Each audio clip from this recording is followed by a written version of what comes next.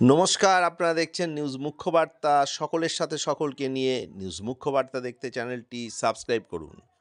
আজ প্রয়াগরাজ কুম্ভের 19 নম্বর সেক্টরে আগুন লেগে প্রায় 50টি তাঁবু ভস্মীভূত হয়।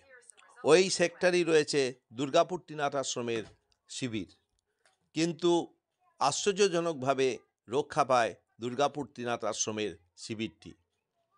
একথা জানান দুর্গাপুর ত্রিনাথ আশ্রমের পীঠাধীশ্বর রাষ্ট্রীয় সচিব শ্রী মহন্ত রঞ্জিতানন্দ গিরিজি মহারাজ।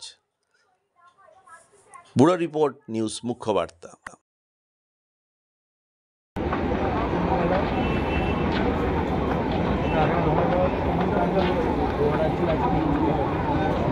খুব ভয়াবহ অগ্নিকাণ্ড কুম্ভমেলা দেখতে পাচ্ছেন আপনারা লাইভ।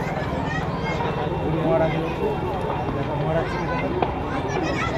পরিদর্শন করছে, কিন্তু দুঃখের বিষয় কী করবো, এখানে লাখো লাখো লোক, ওই যে এখানে আগুন জ্বলছে, ভয়াবহ অগ্নিকাণ্ড হচ্ছে। হর হর মহাদেব, যাতে শান্তি হোক। ধরে গেছে পুরো ব্রিজ অব্দি আগুন চলে গেছে, রেল ব্রিজ অব্দি পুরো ধরে গেছে। দেখছেন এখানে তাপ আসছে, এই তো তাপ আসছে।